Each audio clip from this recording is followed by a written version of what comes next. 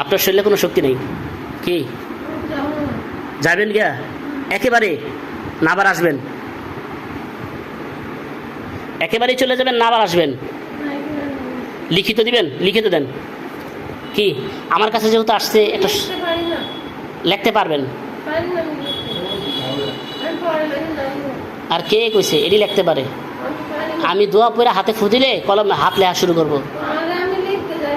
তাহলে বুঝছি ও কাম হইব না কারণ অনেক হুজুরদের সাথে আপনি প্রতারণা করছেন অনেক কবিরাজদের সাথে আপনি প্রতারণা করছেন আপনার আশেপাশে কয়জন আছে বলেন তো কয়জন আছে আরে বলেন কয়জন আছে কেউ নাই আচ্ছা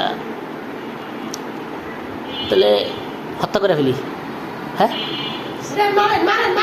আচ্ছা আবার বেয়াদবি করছেন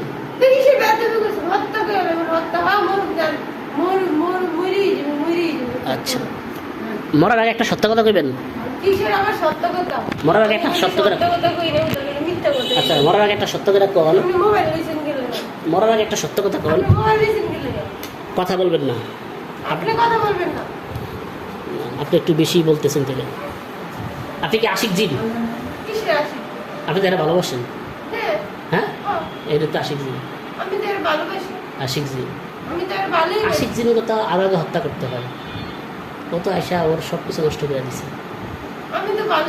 ওর সাথে কয়দিন মেলামেশা করছেন দেখছেন খবিসের কাম হ্যাঁ জিনাকারী হ্যাঁ বিয়া করছেন আল্লাহ কাবির নামা কই দেখান বিয়ে কাবির নামা সাক্ষী লাগবো না হ্যাঁ আপনার বউ আচ্ছা প্রিয় দর্শক তো সাহস কম না আপনার তো সাহস কম আচ্ছা কি আপনি ওইসব বিষয়ে আপনি নাক গলায়েন না তাহলে আপনি কি চান এই যে আপনার বউর সাথে জিনা করছে তারা মৃত্যুদণ্ড দিব হ্যাঁ সামনে সেটা বলেন যে আমি চাই যে আমার স্ত্রীর সাথে জিনা করছে তার মৃত্যুদণ্ড হোক ইসলামের নিয়ম তো এটাই তাহলে পাথর মেরে প্রাথমিক অবস্থায় পাথর মেরে হত্যা করতে হয় তাই না আল্লাহ এখানে পাথর মেরে হত্যা করেন এর উপরে পাথরের বৃষ্টি বর্ষণ করেন পাথরের বৃষ্টি দেখেন কই থেকে আহে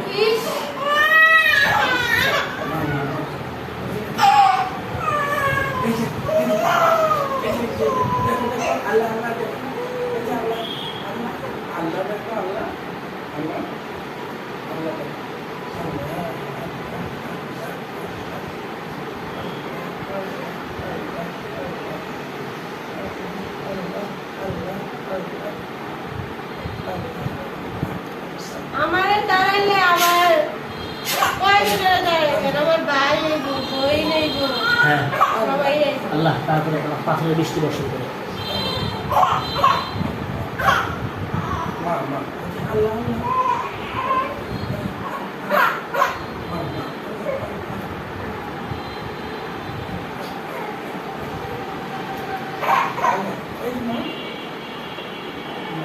বৃষ্টি দেখতেছেন করে না আর দেহের নাকি এহলে দেখবেন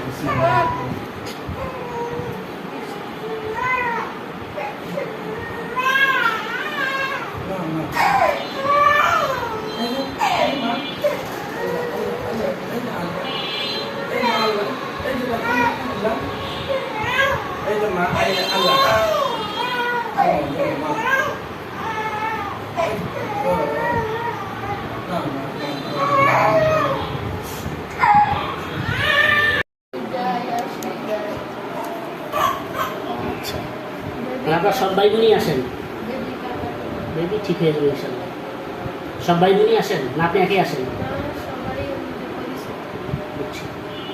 সবাই আসেন না আপনি একাই আসেন সবাই আসেন আপনাদের মধ্যে মুরব্বীকে কাকে মানেন আপনারা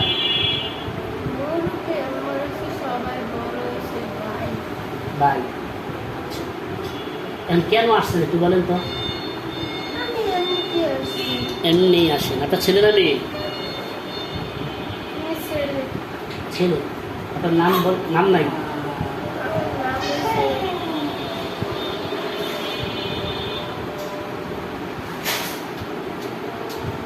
নাম নাই যে,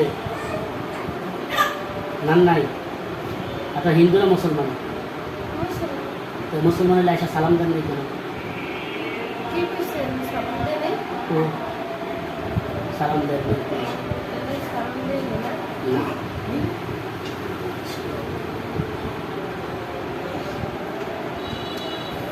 আপনাদের জাদু, সবার জাদু নষ্ট হয়ে গেছে। আপনাদের সবার জাদু নষ্ট হয়ে গেছে।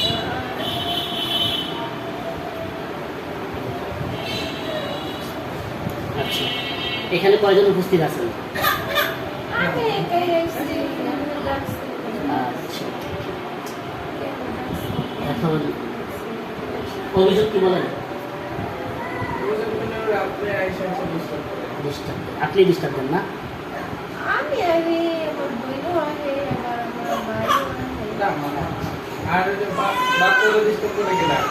বাচ্চাকে ডিস্টার্ব দেন? ভয় পায়? আপনার বলে ভয় পায় না? আপনার একটু মাঝে মধ্যে দেখা দেন? ঠিক আছে, বাচ্চারা স্বাভাবিক করেন। আপনাদের এই প্রভাবের কারণে কান্না করতেছে? আচ্ছা, এখন আপনারা কি চান যে চলে যাক নাকি? আচ্ছা, মাশাআল্লাহ, আপনাদেরকে ধন্যবাদ জানাই, জাযাকাল্লাহ। এখন এই রুগী মাহমুদার স্বামী, তার কথা হচ্ছে যে ভাই আমরা মানুষ, তারা জিন। এখন জিন আর মানুষ একসাথে বসবাস করতে পারে। যেমন পশু আর মানুষ একসাথে বসবাস করতে পারে।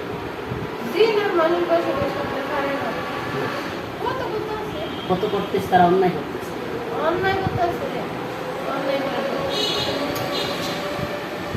যেহেতু আপনি মুসলমান, শুনেন আমার কথা, শুনেন। আমি ওয়াজ করব, আমি বলবো, আপনি শুনবেন। আপনার কথা কথা আমি যেটা জিজ্ঞাসা করবো শুধু ওইটার উত্তর দিবেন, অতিরিক্ত কথা বলবেন না।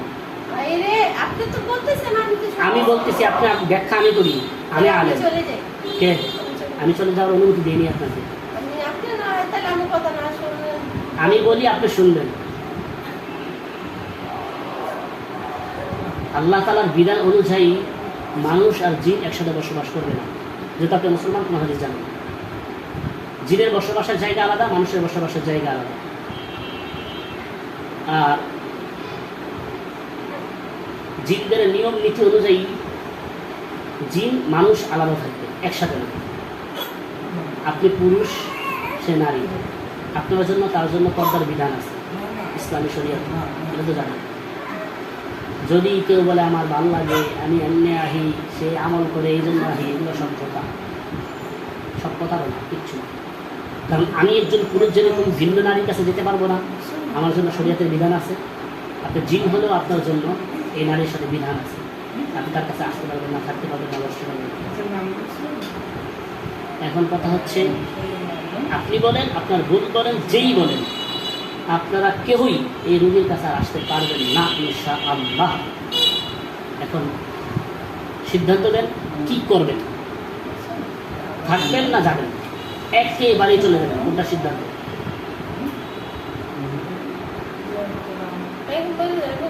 হ্যাঁ হ্যাঁ, একবারে যেতে হবে।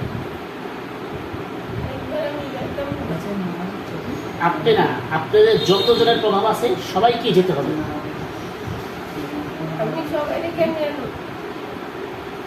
সবাইকে তার উপর নেটওয়ার্ক, তার সাথে লিঙ্ক আছে কিনা? আছে, আমি আনাইতে পারবো, সমস্যা নেই ইনশাআল্লাহ। কোরআন তেলাওয়াত করে যতজন, যদি 1 কোটি হয়, 1 কোটি আসবে। হ্যাঁ, আমি তেলাওয়াত করলে চলে আসবে। আল্লাহ আমার সাথে সম্পর্ক, আল্লাহ। এই যে আমি রুগীর আসার পিছনে আমার আল্লাহ তাআলার ইশারা আছে। আমার আল্লাহ কইছে এরা আমাকে, এ রুগী সুস্থ হবে ইনশাআল্লাহ। ওই আল্লাহ কইছে রুগীর আইনা চিকিৎসা করে দাও, রুগী সুস্থ হয়ে যাবে। জিনদেরকে আল্লাহ বলে দিছে, তুমি ওয়াজ নসিহত করো, যদি মাইনা নেয় তাহলে বুঝ পাতা, না বাঁচলে কচু পাতা বলেন তো। মাইনা নিলে আলহামদুলিল্লাহ, আপনাদেরকে ছেড়ে দিতে বলছে সম্মানের সাথে। আর যদি না মানে, বলছে আপনাকে শাস্তি দিতে।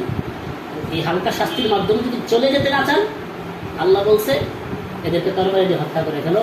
পৃথিবীর যেখানে যেই গর্তেই লুকায় থাকুক, ও সেখানেই মারা যাবে। আমি হাত এখানে দাঁড়াবো, আল্লাহর কুদরতি তরবারি ওখানে গিয়ে লাগবে। এটা আল্লাহ তাআলার সাথে আমার কথা হয়ে গেছে। আল্লাহ তাআলা সেই আয়াতও আমাদের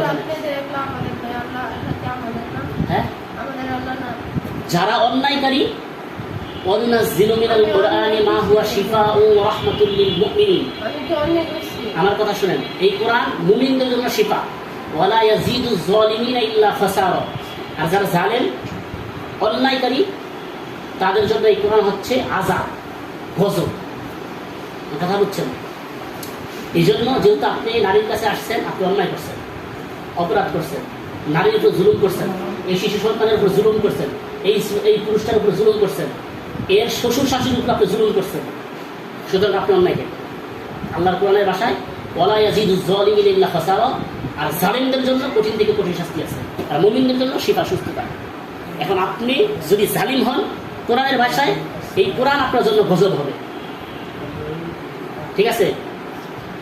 আপনি কোনো সাহায্যকারী পাবেন না। বিসমিল্লাহির রহমানির রহিম।